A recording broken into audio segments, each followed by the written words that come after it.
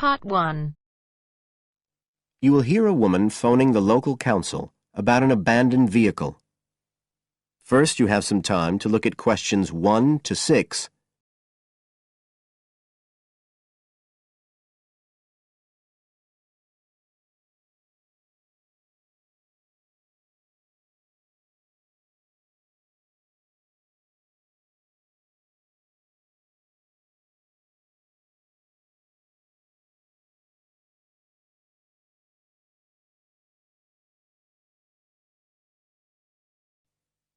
Now we shall begin. You should answer the questions as you listen, because you will not hear the recording a second time. Listen carefully and answer questions 1 to 6.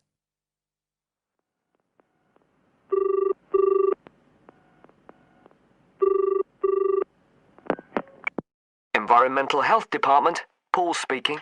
Oh, hello. I wanted to report a vehicle that's been left parked near where I live. I think it's been abandoned. I wondered if the council could arrange to get it towed away. Have I got through to the right department? Yes, you have.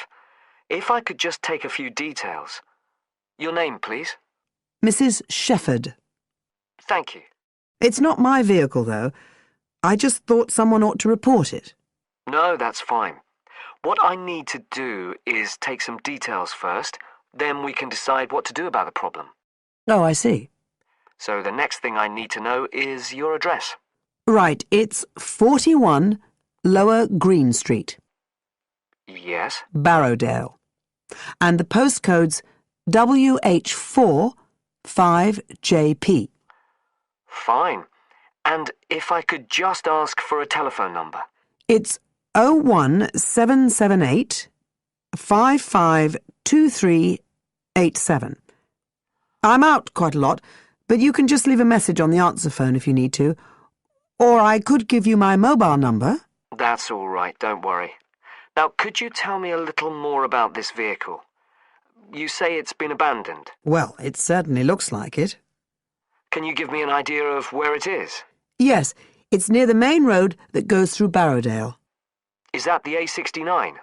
Yes, that's right. Now, there's the primary school just towards the end of the village, and then next to that, next to the children's playground, there's a field, and it's in there. Oh. I wonder how it got in there. Well, there's a gate to allow farm machinery in and out. I thought something ought to be done about it. The children from the school might start playing in the vehicle and lock themselves in or something. Yes, you are quite right to report it. And what type of vehicle are we talking about here? It's a van, actually. You know, the sort with just a couple of little windows at the back. Right. You don't happen to know the make and model, do you? Oh, yes.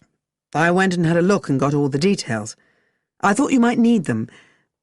I'm surprised the school hasn't contacted you about it. Anyway, I wrote the details down. Right. It's a Catala, and the model's a Flyer 2000. Is that Flyer? That's right. Very good. And the colour? Well, it's not all that easy to see because it's absolutely filthy. And actually, it looks as if it's had a paint job at some stage. It's blue, but you can just see white underneath where it's been scratched. Right. Well, I'll just make a note of the present colour, and if you could just tell me the vehicle number. Did you make a note of that? Oh, yes. It's S322GEC. Okay. Before you hear the rest of the conversation, you have some time to look at questions 7 to 10.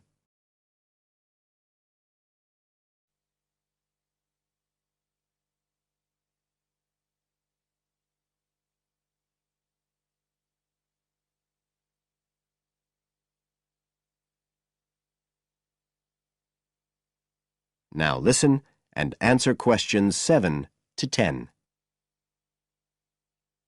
And it sounds as if the general condition of the vehicle isn't too good, from what you say.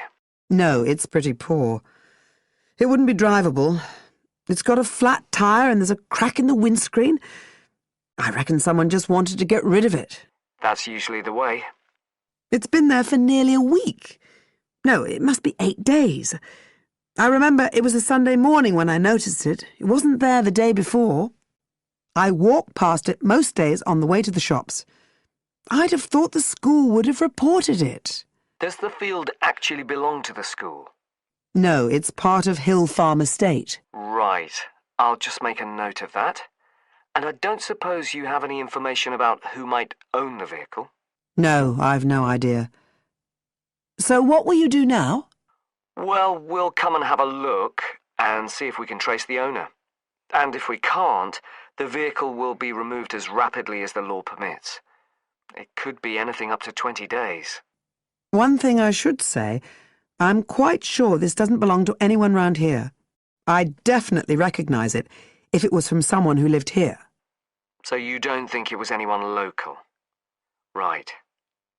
I'd say at a guess we're looking at a stolen vehicle here. I did wonder if it might have been. You hear such a lot about car thieves nowadays.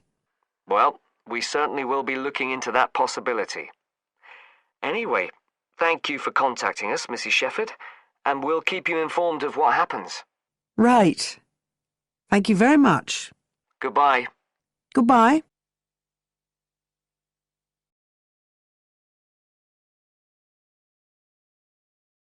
That is the end of part 1. You now have half a minute to check your answers.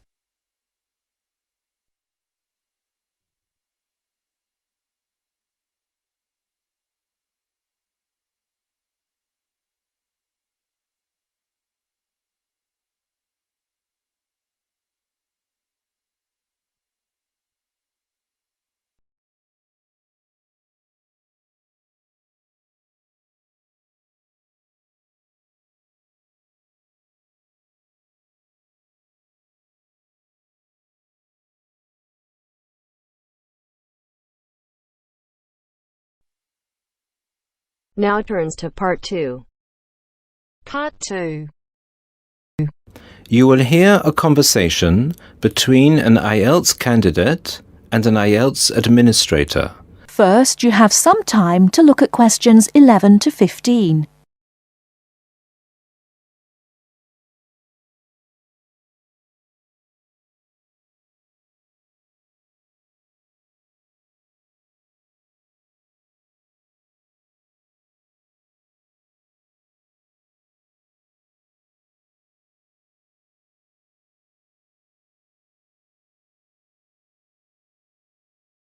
Now, listen carefully and answer questions 11 to 15.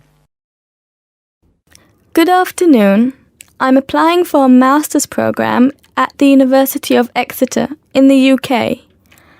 I'm planning to register for the IELTS exam at your centre next month. I have some questions I'd like to ask you before I register, if that's okay. Certainly. Would you be taking the academic module? I think so, but I'll have to contact the university just to make sure. You'll probably need the academic because most universities don't accept the general training. And anyway, the procedures to register for the exam are the same for both the general and the academic modules. Good. My first question is whether I sit all parts of the exam on the same day. I don't live here, you see, and for me it would be more convenient to do all the papers on the same day. Unfortunately, the speaking part is scheduled for Thursdays, and reading, writing and listening tests take place on Saturdays. We can't change the days, I'm afraid. That's a pity. Well, never mind. What sort of documents do I need to bring in order to register?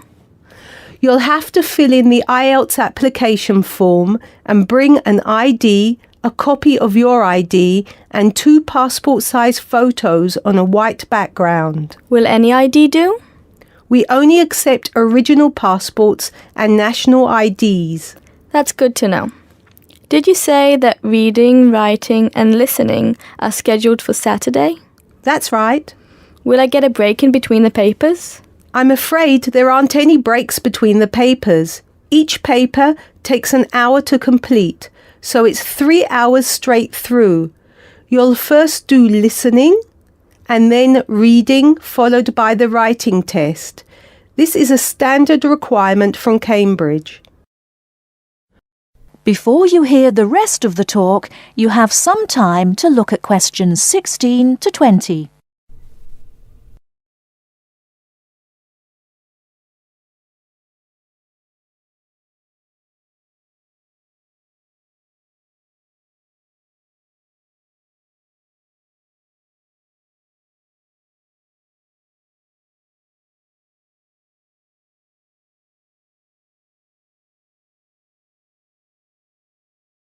Now listen and answer questions 16 to 20.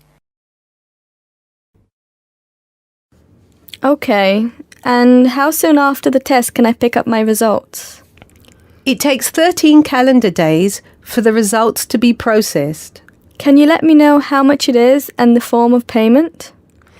The examination fee is $200. You can pay by credit or debit card. We also accept checks. We only accept cash as a form of payment in exceptional circumstances. And one last question. Can I mail you the application documents? Certainly. You can send all the documents by registered mail to our address, 47 Clover Place, New Rochelle, New York. Could you spell New Rochelle for me, please? Certainly. Newrochle.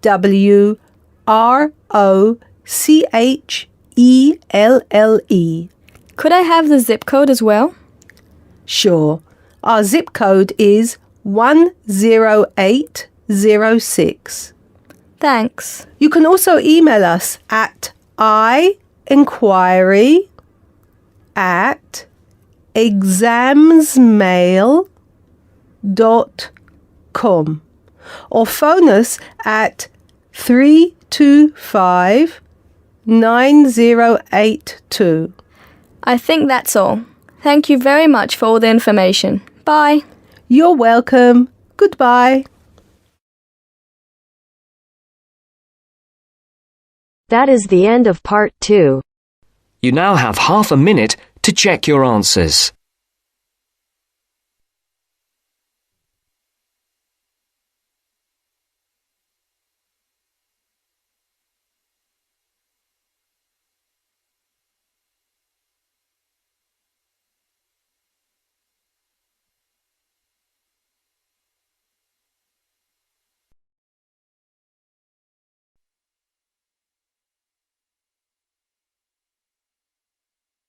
Now turns to part 3.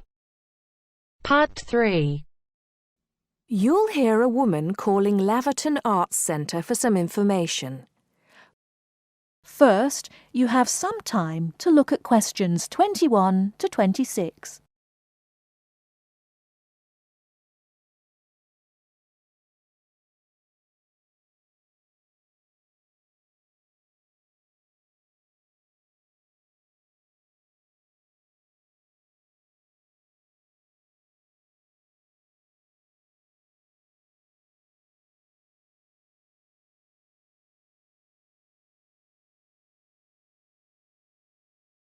Now listen carefully and answer questions 21 to 26.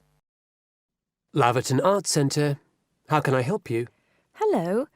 I've been to the Arts Centre a few times recently, and I understand you have this scheme for regular visitors. The Friends of Laverton Arts Centre. Yes, that's right. I wonder if you could tell me a little about it. I mean, how much it costs and what benefits it offers, things like that. Certainly. Well, first of all, the good news is that we've recently changed the scheme. It used to cost £15 a year, but now it's free. All you have to do is fill in an application form. You can either come to the Arts Centre and do that here, or you can go to our website and apply online. And so what are the benefits of joining? There are actually quite a few. As a friend of Laverton Arts Centre, you'll receive a newsletter every 3 months with information on all the forthcoming events. That sounds useful. You also get priority booking for shows and concerts in the main theatre. Can you explain how that works exactly? Yes. What that means is that when tickets go on sale, for the first 2 days they're only available to friends of the Arts Centre. So, as long as you book early, you can make sure you get seats. Great. Do you ever offer discounts to friends of the centre? Under the old system, when you had to pay to be a member, we did.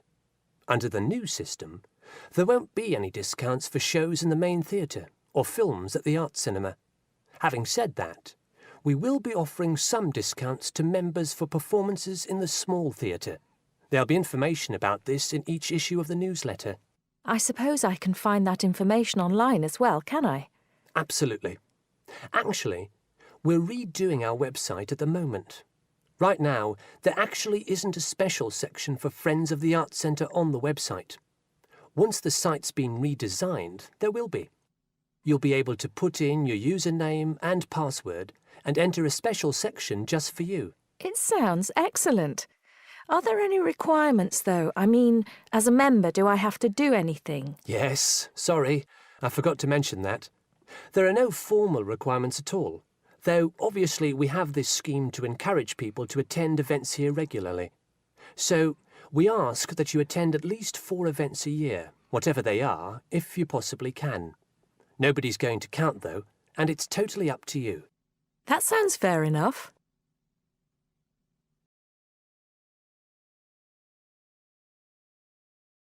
Before you hear the rest of the talk, you have some time to look at questions 27 to 30.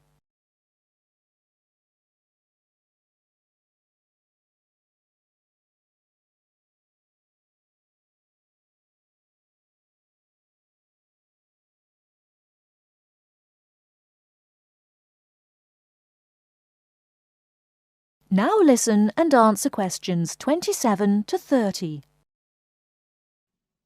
While you're here, we're actually conducting a short survey of people who phone up the Arts Centre. Would you mind if I asked you a few questions? It'll only take a couple of minutes. Sure, no problem. Thanks a lot. So, how many times have you visited Laverton Arts Centre in the last 6 months? Well, I've only lived in the area for the last 4 months, so not that many times. 3, I suppose. Yes, that's right. Fine. And how did you first find out about the Arts Centre? Let me think. Oh, yes, a friend invited me to a concert, and I came with her. Have you ever seen a film at the Arts Cinema here? No, I haven't, to be honest. In fact, until you mentioned it earlier, I didn't realise you even had a cinema. One more question. If we offered a free tour of the Arts Centre, including things such as going backstage to look at the dressing rooms, would you be interested in going on it? Oh, yes, definitely. I think a tour like that would be very interesting. I'd even pay for it. That's great. Thank you very much for your time. Thank you.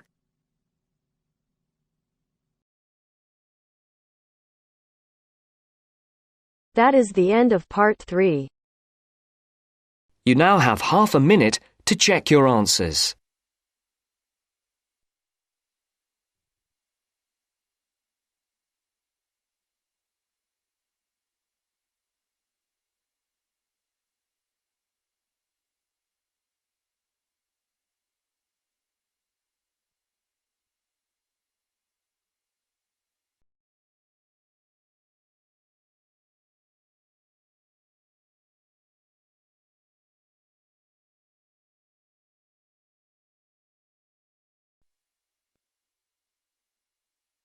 Now turns to part 4.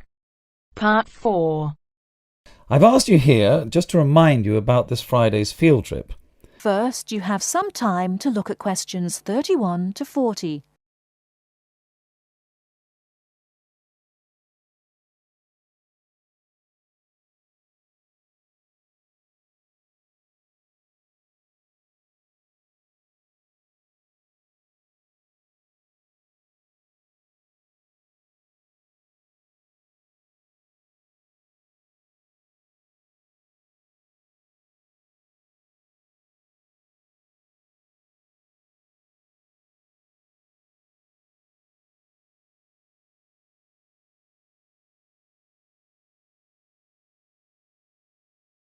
Now listen carefully and answer questions 31 to 40. OK, I'd like to keep this meeting as brief as possible, as I'm sure we all have things to do. I've asked you here just to remind you about this Friday's field trip. This is the first of many field trips you'll be going on, so there are a few rules I'd like to make clear now. Most importantly, I want you all to remember that simply because you are leaving the college does not mean that you are not studying. This is an essential part of your course and should be treated as such. There will be 2 assignments for you to complete whilst you are there, and some extension work you will be expected to do over the weekend, so I suggest you all pay attention on the day. Moving on, remember that we are going to a salt marsh and must dress appropriately. High-heeled shoes and t-shirts are not what I consider appropriate. You need good footwear, preferably boots, and you should bring a waterproof jacket as the weather is unpredictable. It would also be a good idea to bring a change of clothes. There is a chance you will get wet, and a 3-hour return journey in damp clothes is nobody's idea of fun. We will be on the marsh from about 10 o'clock to about 4, so you'll be given a light lunch. However, if you want to bring any snacks with you, then please feel free to do so, although we will be stopping for dinner on the way home. Now, this is the 4th time the college has been to Park Drive Saltmarsh, and so far we have never lost a student. However, remember that there are 28 people going, and if you are late, you will be keeping myself and your colleagues waiting, and at that time in the morning you will not find me very forgiving. Please try to arrive a few minutes before 7. If you are not here on the hour, you risk being left behind. For those of you who are being collected in the evening, you can expect to be back here between 8:30 and 9 p.m.